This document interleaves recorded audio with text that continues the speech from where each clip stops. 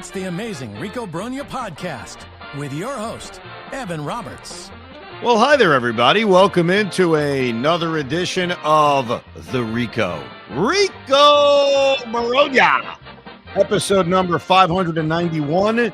We have now all had more than 24 hours to digest the trade of Brandon Nimmo to the Texas Rangers for Marcus Semien. We're even able to hear from David Stearns and Brandon Nimmo, and that's the focus of today's Rico Brogna. David Stearns had a press conference. If you missed it, good news. You're going to hear everything he had to say at the press conference that announced officially the Brandon Nimmo Marcus Semien trade. We will hear all of his answers to every question that was asked. And then what we do here on the Rico is we analyze every answer he gave. Now, as far as where I stand 24 hours after this trade, I'm in a very similar place, which is, I think, a healthy skepticism. I'm not in a dark place. I'm not in an angry place. Like, I don't love the trade on the surface, but I'm also open-minded enough to know that more is yet to come. And what happens next will really help determine if this was a smart trade or not. But I received a lot of emails, the ricob@gmail.com. We obviously talked about this a lot on Evan and Tiki, took a lot of calls. I argued with Tommy Lugauer about it. There was one email that got to me in a good way, got to me in an optimistic way, because I think what we do as fans is we voice our opinions, whether we like a trade, love a trade, hate a trade. But eventually, we have no choice but to wrap our arms or legs around whatever decision was made and hope for the best. I have always said this since my days with Joe. I would rather be wrong and happy than right and miserable. So even if my first inclination is to not love the Brandon Nimmo Marcus Semien swap, I hope there's egg all over my face. I hope Marcus Semien wins the MVP and helps lead the Mets to a world championship. I would love for that to be the case. So as I was going through all of your emails, tons of them, the ricob@gmail.com, and thinking about a lot of the comments that we had on the Evan and Tiki program, there was one email I do want to read to you before we hear from David Stearns that gave me hope. It was such a simple email. It was a little paragraph. I have talked about the declining Marcus Semien. How, while, yes, the Mets have upgraded themselves defensively, there's no question about that, I worry about his offense. I worry about the fact that he is a declining player who's 35 years old. And Jose wrote an email with the subject title, Declining Player. And he writes, I've heard you say a ton today that Marcus Semien is a declining player. I would just like to remind you that George Springer was also a declining player, and he had a bounce-back season in Toronto. An athlete like Semien, alongside his work ethic and style of play, could lead to Semien having a bounce-back year. And he's right. I mean, this is the beauty of baseball. Even though the last 2 years has indicated that Marcus Semien is a declining player, I quickly, after that email, went to George Springer's baseball reference page just to remind me of what he did in 2024 and what he just did in 2025 as an age 34 player who played last season, 2025, as a 35-year-old. So the exact same age as Marcus Semien is this upcoming season, Springer was last season. In 2024, George Springer hit .220 in 145 games with a .674 OPS, very similar to Semien. He did hit 19 home runs, 56 RBIs, had a WAR of 1.1, mainly because Springer not only didn't hit, he didn't defend. At least we know Semien defends. This past season, George Springer had his highest WAR since 2019. He hit .309 with 32 home runs, third most of any season in his career, and 84 RBIs, third most of any season in his career, and a .959 OPS, the second highest of any season in his career. So, Jose, I appreciate it. That does give me hope. That gives me that faint hope that as much as I look at the last 2 years of Semien and I acknowledge the defensive upgrade, I don't ignore that. I worry about what has been lost offensively. You are right. He is a hardworking ball player. And at the same age that Springer was last year, it is possible, even though it's not likely, it is possible he could have that kind of renaissance. So, Jose, I appreciate that. I wanted to call you out because you are the email that gave me hope as I sat down at Barclays Center to watch the Brooklyn Nets lose to the New York Knicks. Thank you for that. Now let's begin the main event portion of today's Rico Brogna, and that's listening to the president himself, David Stearns, who began his press conference with an opening statement. Hi, everyone. Thanks a lot for hopping on. I'll start by just thanking Brandon and his family for an incredible career with the Mets. You know, from the moment the Mets drafted Brandon, he did everything right here. He represented the organization exceptionally well on and off the field, and really was a great Met. We wish Brandon and his entire family nothing but the best as they embark on the next phase of Brandon's career with the Texas Rangers. We're also really excited to add Marcus Semien to our organization. Marcus brings an elite level of defense. He's one of the best defensive infielders in baseball and has been for a number of years. He's a winner. He brings a winning drive and determination that we think is going to fit well in our clubhouse. And he balances our lineup from the right side, which is something we were seeking to do. So very happy to be able to bring Marcus in.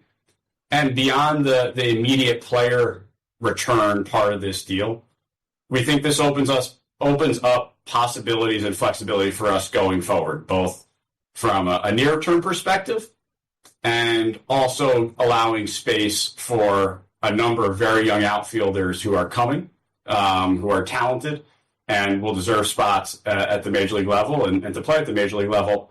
And this transaction also provides room for that to happen as we move forward. So these are always tough decisions. This was not easy. Everyone here thinks very highly of Brandon. But in order to create the type of sustainable championship caliber play that we seek to have here, at times these types of decisions are necessary. And I'm happy to answer any questions that any of you have. Fine opening statement. No surprise. Give the flowers to Brandon Nimmo for his time here. An incredibly long time when you go back to when Sandy Alderson drafted him. That's all you need to know. Brandon Nimmo was Sandy Alderson's first draft pick when he took over as team president. That was a long time ago. That was 15 years ago. That was post-Omar Minaya era. That was Obama's first term as president. Like, when you think about all that, you realize how long it's been. And obviously the positives of Marcus Semien. First thing he mentions is defense. We all know that. Still playing defense at second base at a very high level. And yeah, the new possibilities of how they can add to the outfield or give Carson Benj more of an open runway to take that everyday center field or, dare I say, left field job. I don't think it's a guarantee anymore that Carson Benj is the center fielder. Depending on what they do, he could be the left fielder. Let's get to the questions for David Stearns. Question number one. Anthony DeComo, MLB.com. Hey, David, can you just walk us through the timeline of how this came about from conception, like whose idea it was at first, and all the way through to, I'd be curious to hear about your thoughts presenting it to Nimmo, who obviously had to clear it. Yeah, this is something that really probably gained steam last week after the GM meetings. I think throughout the offseason, Texas had looked at Nimmo as a very attractive fit for them, and we had looked at Semien as a potentially really good fit for us, but we didn't really line up and really start making progress on this, I think, until towards the tail end of the GM meetings into last week. These are difficult deals to put together. You're talking about two very established players. You're talking about two players who are embedded in their organizations, who have had success there. And clearly in Brandon's case, you're talking about a player with no trade protection. And Yeah, I'm going to keep the specifics of the conversation with Brandon, I think, between the two of us, but Brandon's a pro. He's the ultimate pro. He was very respectful, considerate, and considered, I think, throughout this process. He took time to digest everything, took time to speak with his representation, took time to speak with his family, to determine what was best, and ultimately he decided to accept the trade. It's funny to think about. Texas had interest in Brandon Nimmo. Okay, makes sense for where they're going. The Mets had interested in Marcus Semien. And so on the surface, you would think, kind of like me and Hoffman pulling off a fantasy trade, shouldn't that take 30 seconds? Shouldn't that be kind of a simple thing? Oh, you want Brandon Nimmo? We want Marcus. Let's just do it. I would love to know what other kind of incarnations of that trade looked like. Because a part of why I was so kind of adamant that I didn't think the Mets would trade Brandon Nimmo is I thought the Mets are going to have to pay down a big portion of that contract unless they took back another bad contract. Well, Marcus Semien, say what you want. The guy's making $26.5 million a year. He's a 35-year-old second baseman who's at a sub 700 OPS the last 2 years. You can't call it anything but a bad contract. Now, Brandon Nimmo has a longer contract, so I guess you could technically say that's worse because it goes 2 more years, even if the average annual salary is a little bit less. So you would think that when those talks began at the GM meetings, it would just be, hey, this swap makes sense. We'll never get the background unless David Stearns writes a book or Chris Young writes a book. But I'm curious why that would take a week to come together. Here's question number 2 for David Stearns. Brandon was obviously not just a longtime player here, but a fan favorite. You've alluded to this a couple of times already, but to what extent or how much do you weigh those sorts of things versus just a pure baseball decision in these matters? Yeah, it was something we had to think about, no question, both in terms of fan reality and the fan relationship with Brandon, but also we have real relationships with Brandon, and our players have real relationships with Brandon. Coaches do, front office does, and so that is a part of this, and that certainly makes decisions like this a little bit more challenging than they otherwise would be. But at the end of the day, I still felt like this was the right decision for the organization. I don't think that David Stearns puts that whole fan connection and gives it much credence in a deal like this. I really don't. I've thought about this for a while because one of the questions one asks is, well, David Stearns grew up as a Met fan. How does he balance his fandom with making decisions that he thinks is best for the team? He hasn't really been a Met fan in 15 years. I mean, once you're working in baseball in the Astros organization or you're the president, GM of the Brewers, you're not a Met fan. Like, how could you be a Met fan? Like, that's gone. So the more I think about it, the more that's a nice story, but I don't really think it exists. And also, I think that the only time David Stearns, really by way of Steve Cohen, is going to think about the fan connection is when it affects the bottom line. And that means buying tickets and ticket sales. Brandon Nimmo, and we all love Brandon. He's a great guy. He was a hell of a Met. 15 years in the organization. He didn't sell any tickets. Like, the attendance for the Mets going into 2026 isn't going to be affected because Brandon Nimmo isn't here. That is a risk with a guy like Pete Alonso. I think, or at least I should say, it's more of a risk with a guy like Pete Alonso. And the truth is, he just took a homegrown Met, a good player, not a great player, and turned it into a 35-year-old second baseman making $26.5 million a year, coming off a bad offensive year, but he has a plus glove. If they lose Pete Alonso, which is very much on the table, the odds are they're going to replace Pete Alonso with a really good baseball player. Whether it's Kyle Schwarber or whomever that they add to replace Alonso, that's almost going to be easier with your fans based on the player you're bringing in versus this, in which you turn Brandon Nimmo into a guy who's not a big part of the future. I mean, he'll be here for 3 years. So I think any sign I'm trying to get from this is that whole fan connection thing, there really isn't. Like, he is making decisions, and I hope he's right, but he's making decisions squarely based on what he thinks he makes the team better. Here's question number 3 for David Stearns. Hey, David. Just when you talk about wanting to give young players a chance to play and have those avenues opened up, how do you kind of square acquiring a 35-year-old at a position where you have these young players who are available and who are maybe, if not already ready to contribute, a year or so away from doing so? I think the good thing about the players who maybe have played second base for us over the past couple of years who are a little bit younger or who may be coming or infielders, there's a ton of positional versatility with all of them. So whether that's Acuna or Jet Williams or Ronnie Mauricio, we have a high degree of confidence that all of these guys can play multiple positions and can play them at a high level. And so we don't look at the Semien acquisition as necessarily blocking anyone from continuing their progression. Well, that was one of the big questions we all had. Certainly I had about this, is that I viewed second base as a position where a young player could take it, whether it was Jet or it was Mauricio or even potentially Beatty if they acquired a third baseman. Well, let's examine his point, which is, hey, a lot of those guys play other positions.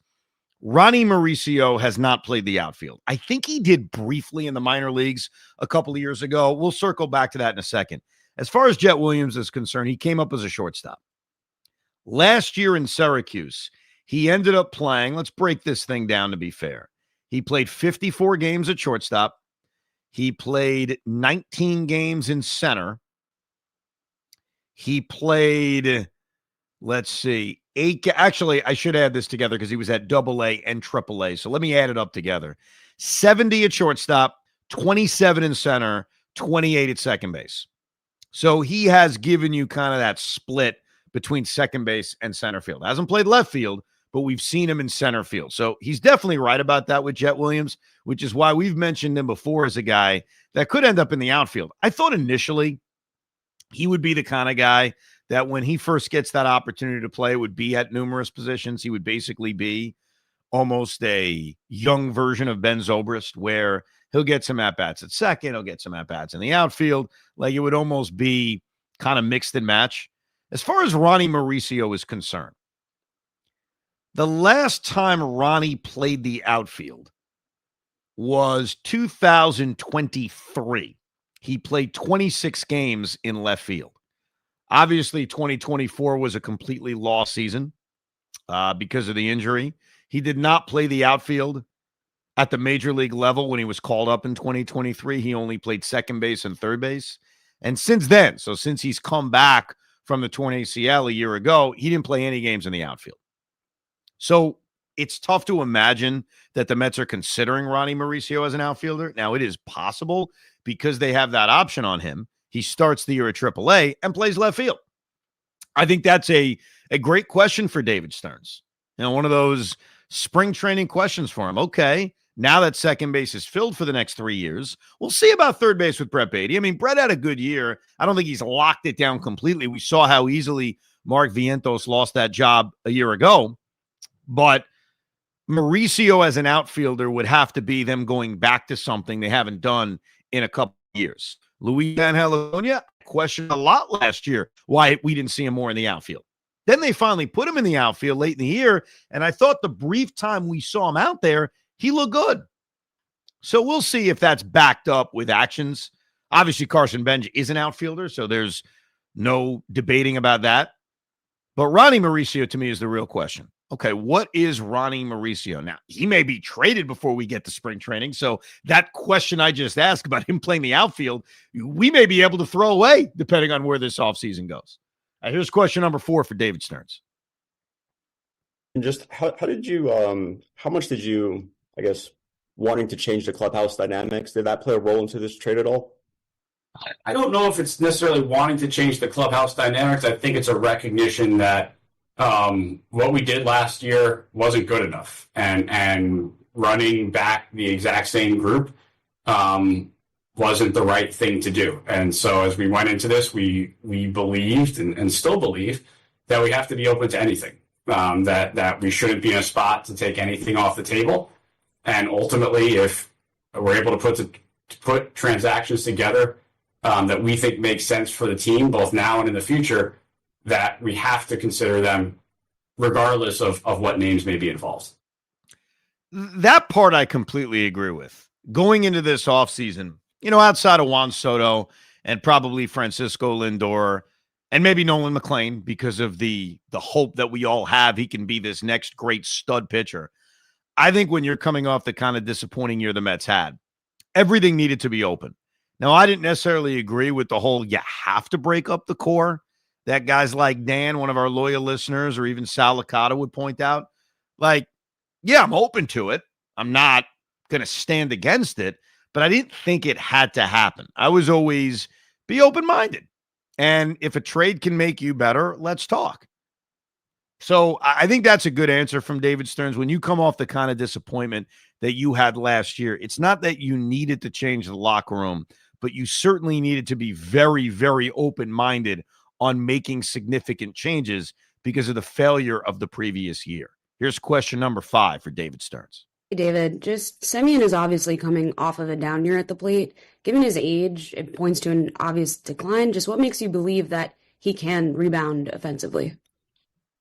Yeah, I think there's still some underlying aspects of what he does that are encouraging for us offensively.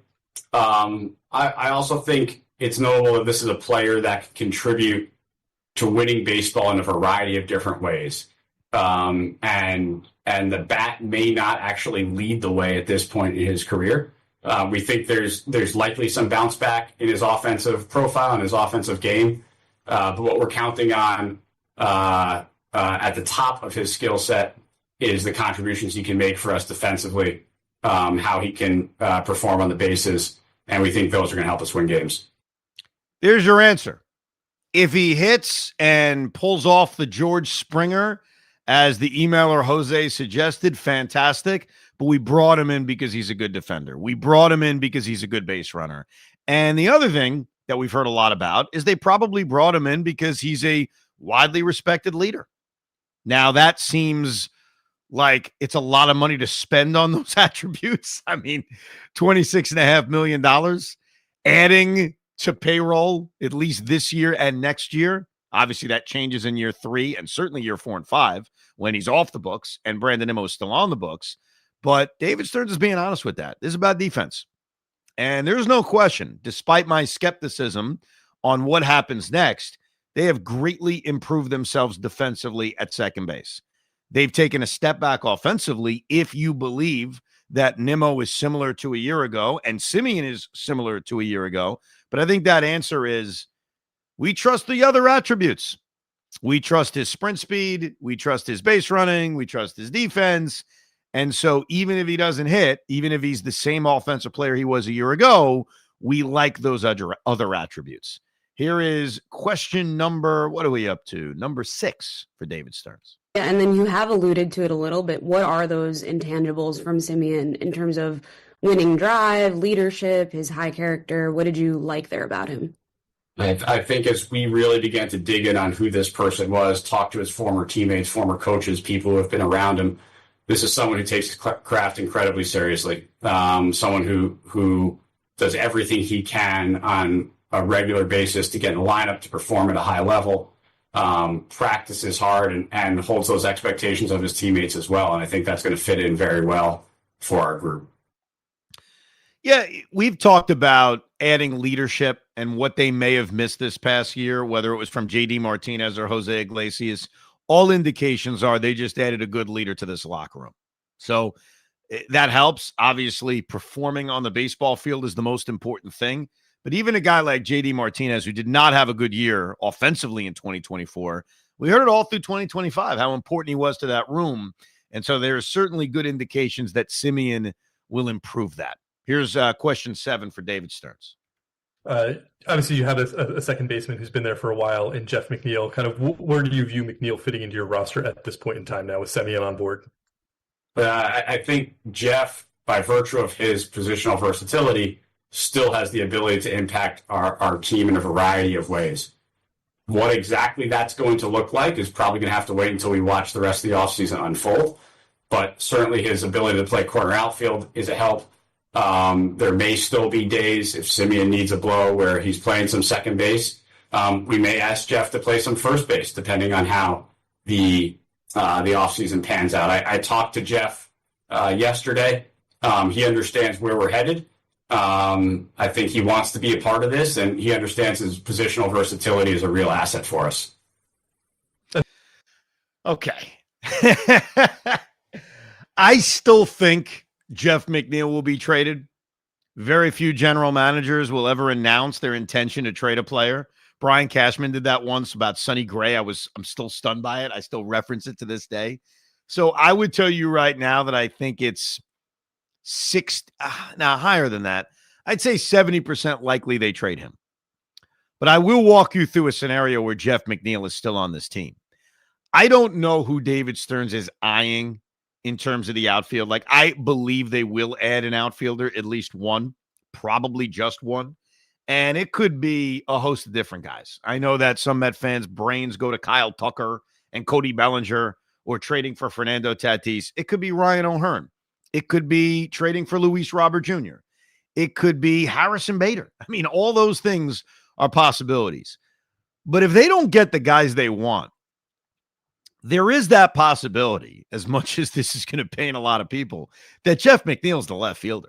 Like, it's on the table. I don't think it's likely, but I think until you get the outfielder that you want to add, there is that possibility that Jeff McNeil's on this team as a guy who plays a lot of left field. And as David Stearns even pointed out, occasionally fills in for the 35-year-old second baseman. I don't believe that will be the case. I still think in fact, I'll up the percentage. I'll say it's 75% Jeff McNeil is traded. But there is that world in which he's not. Just keep that in mind. And I know that would disappoint a lot of people. Here's question number 8 for David Stearns. You mentioned at one point that running it back from last year was not the right thing to do. At what point during that slide over the final couple months of the season did you, as a front office, come to that conclusion that you would need to do maybe more changes than you had initially thought? And is this enough of a change in your mind, or is there more to come? So I think when you're in the moment in going through a playoff push, you're focused on the day-to-day. You're focused on trying to do everything you can to win that day. And there's off-season preparation going on, but there's probably not that time for real reflection on how the team is performing at that moment. So I think once we got into the offseason and had the time to fully reflect on our team is when I became convinced that we weren't just going to run it back, that we were going to make some changes. You're never sure which changes are actually going to occur, which changes are actually going to be possible. And that's still the case as we move forward. I don't know what the next transaction is right now, but I know we're going to keep going in the offseason. I'm very confident we're going to have a productive offseason. Losing 3 out of 4 to the Marlins after sweeping the Phillies. That would be my guess on when it hit David Stearns. Oh, geez, there's something wrong with this team. And we took a caller on Evan and Tiki, and it's a great point that David Stearns may have encountered something very similar to the 2022 New York Football Giants, where there's a new administration. You expect that things aren't going to go well. It's your evaluation year. And then things went so much better than you expected that it changed how you were going to approach your first real offseason. And for the Giants, it may have set them back numerous years. In the Mets case, I mean, I don't know how much it set them back necessarily, but this is now the year where David Stearns says, okay, I'm going to enact change. Coming off a year in which you went to the NLCS, he probably realized I'm not going to enact that much change. We added Juan Soto, great. And so the step back here may have been that opportunity of, okay, now I can enact major change. But I think back to the moment where you knew, okay, this is a problem. I'd probably say not being able to build off of the sweep of the Philadelphia Phillies at Citi Field. Here's question number 9 for team president David Stearns. David, how do you foresee the outfield alignment shaping up, and does this increase your appetite to go after a sort of higher profile free agent outfielder, or do you still feel like there are internal options that you can kind of plug those holes with? I think it would be too early for me to really determine how our outfield alignment's gonna shape up. Look, we clearly we've got Juan, Tyrone Taylor's back with us. We're very excited. We've got a number of young outfielders, including Carson Bench, who we think are going to contribute at the major league level over the course of next year. As I mentioned, we think Jeff is a contributor at the major league level in the outfield next year. Jet Williams has seen some outfield time, and we believe can play well there, and we've seen that in the minor leagues. And then there is the opportunity for external acquisitions, and we've got a lot of offseason left. I would expect us to continue to be active in a variety of spaces to bring players in here. And I think we'll have a better feel for what all of that looks like as we get much farther into the winter and ultimately into the spring. I think they add one proven starting outfielder. And who that outfielder is going to really determine how a lot of people feel about this decision to trade Brandon Nimmo for Marcus Semien. It's all about what happens next. And I think the outfielder that they add, now I lean towards one starting outfielder. Like, is it possible they keep Starling Marte? Sure. But I think Marte would be more viewed as a fourth outfielder / designated hitter and not a guy who's going to just be penciled in as the everyday left fielder. But the question is, who's the outfielder? I mean, when it comes to free agency, there's two high-end guys, really one high-end guy in Kyle Tucker, and then a pretty good end guy in Cody Bellinger. There is a difference between Kyle Tucker and Cody Bellinger, for being fair. But after that, there's a major drop-off.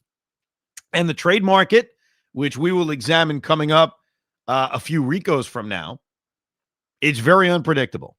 So there's a non-answer from David Stearns, but clearly they're adding an outfielder. The question is, whom? Here's question 10 for David Stearns. How much do you have to sort of weigh some of the clubhouse stuff in terms of, Nimmo was the key leader, Semien's the key leader, obviously on another team, but like, is sometimes some of that stuff a little bit, overblown by the fans? I mean, does it not weigh as much as their on-field production or on-field contributions would be? I think it's all part of our decision points and our evaluation of the team. Very difficult to create an equation for how you balance on-field performance and clubhouse chemistry and clubhouse leadership, and how different pieces within that puzzle are all going to fit together. Very difficult to measure any of that. And so, Brandon clearly was a very important piece, a prominent piece of our clubhouse for a long time. And we think Marcus is going to be able to fit in very well also. Considering the Mets have failed a lot more than they've succeeded, as much as I didn't think they needed to break up the core, I also can't go the other way and say, boy, I got to be careful about trading this veteran leader. I mean, Brandon Nimmo's been part of a team that collapsed in 21, different kind of collapse, but collapsed in 2022, had an awful 2023, and while 24 was magic, 25 was a disaster. So as much as I don't feel like you have to break up the core, I also don't feel, I'm worried I'm trading a leader from this team. Here's question number 11 for David Stearns. Hey, David. Your first baseman, your closer are both, officially free agents now. Have you had a chance to engage them extensively in talks? Excuse me. How would you characterize those negotiations or pursuits at this point with Alonso and Diaz? As I've said before, we'd love to have Pete and Edwin back. They're both great Mets. I'm not going to get into any of the specifics of any conversations that we've had to this point. So I'm not going to tell you. I ain't going to tell you a damn thing. Just read The Athletic and you'll hear that Edwin Diaz wants 5 years and we don't want to give him 5 years. That is a thought. We're all trying to kind of put the puzzle together on what's next. If this trade, which clearly off the top I don't love, I'm not dancing in the streets, but if this trade, because they cleared year 4 and 5 of Nimmo, because Semien's contract will expire by then. If that makes it more likely or makes Stearns and Cohen more comfortable to give Edwin Diaz or Pete Alonso a 4th or 5th year to get the deal done, then that trade-off is worth it. I think Diaz and Alonso were so important to this team, no offense to Brandon Nimmo, that ridding yourselves of the Nimmo contract because for whatever reason, because I know there's no salary cap in baseball, at least yet, and trust me, there'll never be a salary cap. If Steve Cohen is saying, hey, I'll feel more comfortable going that extra mile for Pete or Edwin because we cleared the Nimmo contract, then I'll take it because I think they're more important than Brandon Nimmo. Here's question number 12 for David Stearns. David, if you wanted to re-sign Pete, re-sign Edwin, and go out and get a top flight outfield acquisition, do you have the financial latitude to do that? I think our ownership group and Steve is very consistent that they're willing to support what we think is right from a baseball perspective. Payroll space is not unending, but I am also very confident that we're going to have the support we need and certainly the resources we need to put a very good team on the field. Is what I just described a realistic strategy for you guys this offseason? Sure. Yeah, I think anything would be realistic right now. What does that tell you? Do Met fans hear that and say, yay, we're getting Kyle Tucker? Or do you hear that and say, sure? I used to tell my parents, sure, when I wasn't really going to do something, they just asked me. So I guess that's up for your own interpretation on how you want to take that. I think we got 2 more left for David Stearns. I've already lost count. I was doing a really good job of keeping track, but at some point I lost track. So here's another question for David Stearns. I know you only overlapped with Brandon in Queens for 2 years, but when you look back on, the entirety of his Mets tenure, what sticks out to you? Look, I think it's the relationships that Brandon was able to create throughout our organization and the community. And I think that speaks to his authenticity, and that connected with a lot of people. And he deserves a lot of credit for that. And I think that's what we'll miss most. He doesn't know. And I don't blame him. I mean, he wasn't here for Brandon Nimmo's great moments, which, by the way, we are putting together a Rico Brogna called Tribute to Brandon Nimmo, in which we will count down our favorite Brandon Nimmo moments. So if you'd like to contribute to that, email us to ricob@gmail.com and let us know your favorite Brandon Nimmo moments. Pete Hoffman, who is not a big Nimmo guy, but has done a great job producing today's Rico and all the Ricos, already told me his favorite Brandon Nimmo moment. And he said, Evan, it was when I got the news right after the Giants embarrassed themselves yet again. When I got the news that Brandon Nimmo was gone, that's my favorite moment. Nah, I'm just kidding. Hoff did reveal his favorite Brandon Nimmo moment. Do you mind if I share with the Rico audience, no joke, your favorite Brandon Nimmo moment? You're more than welcome to go ahead and give it. The great catch against the Dodgers in 2022 with DeGrom on the mound. I mean, that has to be number 1, right? No. Oh. I mean, I don't want to dismiss it like, no. It's a great moment. I think when we do the tribute, I've already pulled the clip of Gary Cohen's call. Like, it's definitely up there. But there are a few, for me personally, that I put ahead. But that's for a later Rico. So everyone, give us your opinions. All right, here's the last question for David Stearns. Then we'll analyze and maybe we'll listen to some of the stuff Brandon Nimmo had to say. Just one more on Nimmo. How much did his recent injury history change the value of his 8-year contract that he originally signed, especially with the repeating neck injury that would take him out sometimes? I don't know. I think Brandon posts pretty well. And look, they're going to be nagging injuries for any player, especially as you get into these stages of their careers. But Brandon did everything in his power to get on the field, and clearly more nights than not, he was out there playing left field for us.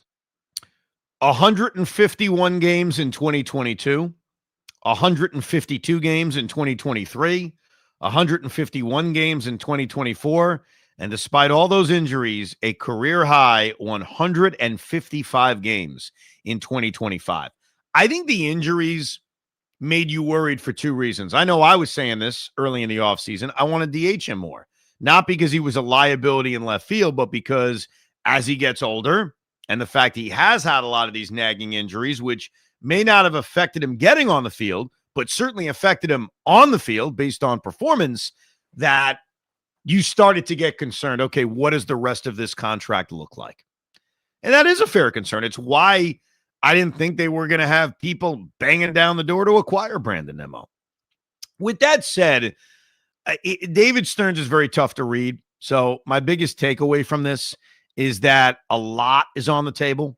I don't know if it's going to be the big game hunting a lot of Met fans assume. I honestly don't think it will be. I said this on the air with Tiki, and Tiki got mad at me. He thought I was being negative, but I said I really can kind of see a scenario where the outfielder they add is Luis Robert Jr. And a part of why, and I want to make something clear, while I've been a big fan of Robert Jr., I'm now worried about him. Like, I wanted him last offseason, in which I looked at his last couple of years and thought, you know what, we still haven't seen the best of him. And remember, he backed up his very disappointing 2024 season by basically putting up identical numbers in 2025. So my view of Robert a year older is not as high as it was coming in the last season. So I'm not even saying this as an endorsement, considering he's coming off back-to-back horrific seasons in which he also wasn't healthy. I just connect the fact that the Mets were interested in him prior to the trade deadline. They were talking to the White Sox about him before the deadline. And a lot of times when teams talk about a player, they rekindle the conversations the following offseason and then make a deal happen. And I don't know. Would we really be excited about that? Would we look at that as an upgrade? Certainly he's younger, and the Mets could put together a really good defensive outfield. But the answer is no. And so it wouldn't surprise me if they added him. I would be surprised by Kyle Tucker. I think that is, are the Mets really going to have three guys under contract in Lindor, Soto, and Tucker who signed double-digit year contracts? I have a tough time seeing that. So he's very tough to read, but clearly this is about the run prevention he talked about. The first thing he said about Semien was defense. So that is certainly a priority. Now let's hear from Brandon Nimmo. He did a long press conference with the Texas Rangers media. We got a couple of clips just to hear from him. The first one being a question that Brandon was asked by the Mets-centric media that joined the Zoom call. Take a listen.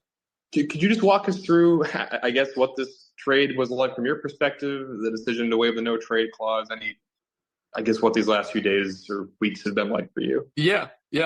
So, I guess I'll start you at the beginning. It was Thursday night. I received a phone call from David Stearns, which is not that unusual. And so I picked up the phone, asked him how he was doing, what's going on. And he mentioned to me that they had a trade in place with the Rangers if I was willing to waive my no trade clause. So it definitely took me as a shock. I was surprised to hear that. I went ahead and asked him some more questions, basically evolving into, so the final question was like, am I basically the only thing that's standing in the way of this? Like, is this already a done deal? I have to approve it. And he said, yep, pretty much. Like, it's just dotting the I's and crossing the T's would pretty much be this at this point. So, I was obviously, taken aback, from that. And I, said, okay, well, it's obviously a huge life and career decision. So, we don't want to make any decision, off the cuff. So we need to go ahead and deliberate on this. I need to talk with my family, and we need to have some time for this. They were very accommodating with the time, said no problem. I also had let them know that my daughter's first birthday was tomorrow, and that would be encompassing a lot of my time that next day. And so they said, that's totally fine. Go ahead and do what you need to do. So with that information, we celebrated my daughter's birthday on Friday. But then once we finished and it was kind of, nighttime, like I pretty much got on the phone from that night until basically Sunday afternoon. So, when I went to bed, I was on the phone, and then when I woke up, I got back on the phone and was trying to get as much information as I could possibly get to make this decision. Once the Mets tell him, and it's great, it's interesting when he says, am I the only one holding up this trade? Once you're told, and we talked about this on the last Rico we did, why he waived his no trade. Once you're told, yeah, we basically have traded you, it's just about you now making a decision. It's tough to say, yeah, nah, I'm not going to do it, because you now know that the team doesn't want you. Now, guys have exercised their no trade clause sometimes to just lead themselves to a different team. Giancarlo Stanton famously did that, I think, with the Giants and the Cardinals, and eventually got himself to the New York Yankees. So I guess Nimmo could have said, you know what? I don't want to go to Texas, but if you really want to trade me, here's where I will go. But you also don't want to force your way back. The Mets are basically telling you, we don't want you back. By the way, one of the emails I got from the ricob@gmail.com, and I don't know what to think of this, but basically there is a person emailing us trying to get his name. I don't think he signs his name. He kind of keeps himself mysterious. He's calling himself Sept. That he is emailing Steve Cohen, and included in the email to us his exchanges with Steve Cohen. And I don't know if I want to read this. I gotta be, because I'm not even sure it is Steve Cohen. And if it is Steve Cohen, I don't know if I feel comfortable revealing his emails with a fan. But the truth is, if Steve Cohen truly is emailing a fan, then he's probably okay with it all being out there. I'll give that some consideration, and I may air this on Evan and Tiki on Tuesday. That's where I will leave that. But let's hear more from Brandon Nimmo, including the question about why did you ultimately say yes to this trade, Brandon? What we ended up coming up with was that the Mets would not have brought this trade if they didn't feel like it put the Mets in the best position to win going forward. They made it very apparent that they weren't actively shopping me, but that the Rangers really, really, really wanted me. They made it extremely apparent, and they, were persistent enough that they got to the point where a trade was to be had. So from my perspective, when I talked with CY, we talked for about an hour and a half going over, different things and processes and where the team was at. And I tried to familiarize myself with the Rangers and where they were at, because this was going to be, a huge, huge decision for me. Spring training's in Arizona. We live in Port St. Lucie, Florida. We just finished our house that we've been working on. And it was meant to host, and it was meant to, have spring training parties and, team get-togethers. And so we had kind of, built this life centered around that we were going to be New York Mets until the very end. Wow. I mean, every time he talks, it's like, how do you not love him? how do you not love the guy? By the way, the one flaw, though, with they wouldn't have presented this to me if it didn't improve the Mets. Any trade they presented to you, they would deem as improving that. Then what's the point of a no trade clause? Like, the only time a team's going to trade you is if they think it benefits them. So that was weird logic. Brandon Nimmo was also asked about, was it important for you to be traded to a contender, a chance to win a world championship? And so there was a lot of logistical things that we had to try and get over those hurdles in order to try and make this make sense. But then also we wanted to know that there was a willingness and a want for if we went to the Rangers, that they wanted to win, and they wanted, because that is my ultimate goal. Like, the personal stuff, that's all great. And I think it's evident by this decision that, there's a solid chance that if I stay healthy, if I just kept producing, that there's a chance that it would have been, me and David Wright would have been pretty much the only ones that had started and finished with the Mets, and I could have had a pretty good chance of having the numbers in the rafters. But that's not what it all means to me. I would honestly rather win a World Series. And I thought, that was in a good position, was trying to do that with the Mets. But they had made it, apparent that, like, they felt like the best way to move forward for the Mets was this trade. And so I needed to know that the Rangers were committed to trying to win a World Series as well, and that this wasn't a rebuild that I was coming into, that this was somewhere that one, I was extremely wanted, and they made that abundantly clear.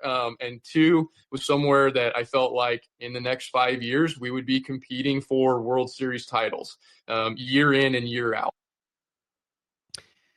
I want you to listen or think about what he just said about, as great as it would have been to potentially have my number in the rafters. That's a debate for another day if he really ever had a chance of that.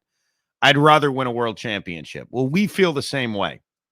Whether it's talking about Alonso or talking about Nimmo, I would love for Pete Alonso and Brandon Nimmo to have been career Mets. But I'd rather win a championship, which is why my guiding principle, whether you guys believe it or not, is I want Pete back because I think he gives them the best chance to win a championship, not because I need his number retired.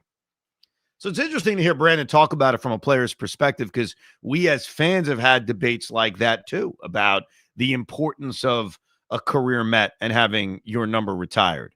Speaking of what could have been a career Met with your number retired, here's Brandon Nimmo eventually talking about his phone conversation with Jacob deGrom. And I couldn't be more excited about everything that I'm hearing, from Jake. I knew Jake very well when I was in New York, have stayed in touch with him. And he has nothing but amazing things to say about the Rangers. He's been on both sides. And he has absolutely, thrived in this environment, and thinks that, we are capable of winning a World Series. And, he is really, really excited about this. And so, talking with him, and talking with many other people inside the organization, including Skip, all I hear is that, they're very, very excited about, this next season. We're not in a rebuild mode. Like, we're going for it. We think that, this next season is a very exciting time for the Texas Rangers. And so, it's gotten me very excited for this season. And obviously I would not have waived the no trade clause if I did not think that I could come here and win and be a part of, chasing that World Series. So let this forever be the end of any thought that Jacob deGrom is going to waive his no-trade clause to come back to the New York Mets, as he used his power and influence to convince Brandon Nimmo, you should come here to Texas. It's one of those moves that, as the days go by, as a fan, I will rationalize the possible goodness of it. But as we sit here in the moments, in the days following Brandon Nimmo for Marcus Semien, I wonder what's next. And that will help guide me on how I feel about this trade. Email us your thoughts on what David Stearns had to say.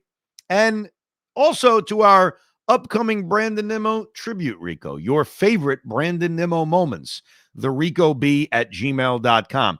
Coming up in a few days, we will start to look at trade prospects, guys that the Mets could target in the starting pitching trade market, and certainly the position player market, which has new meaning now that the Mets clearly need to add an outfielder.